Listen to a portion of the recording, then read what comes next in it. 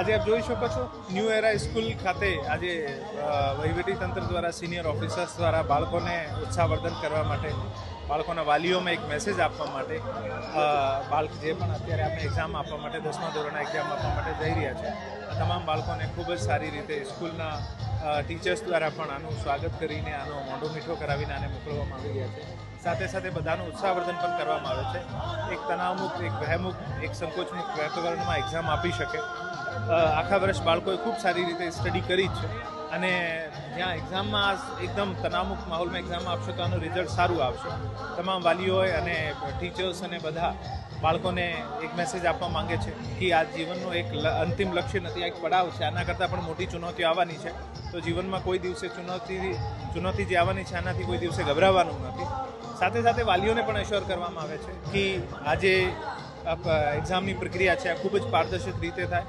તમામ exam centres ઉપર જે પેપર રિસીવ કર્યાથી લઈને ડિસ્પેચ કર્યા સુધીની પ્રક્રિયા જે છે આ ઉચ્ચ કક્ષાના અધિકારીઓની દેખરેખમાં થાય.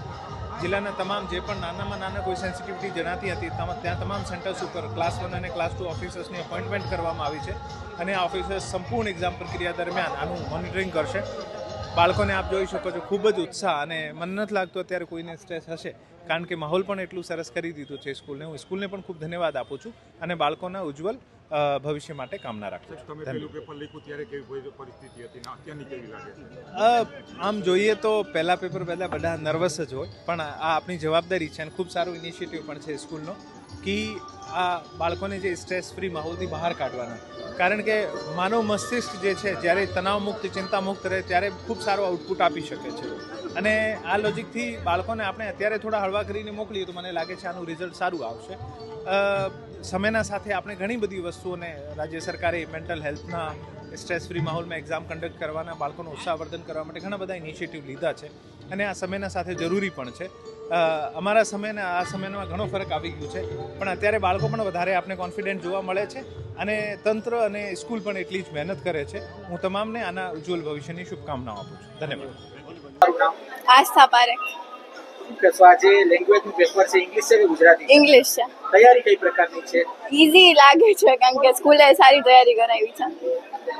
પ્રોત્સાહિત ખાસ તો માતા પિતા અને ટીચર્સ તરફથી ખૂબ જ કરવામાં આવે હા, છે. કઈ રીતનું પ્રોત્સાહન તમને માતા પિતા અને ટીચર્સ? અમને લોકોને બહુ પેપર્સ લખાવ્યા છે and they have told that believe in yourself throughout the year. Preparation સારી કરાવી છે. they have motivated us a lot.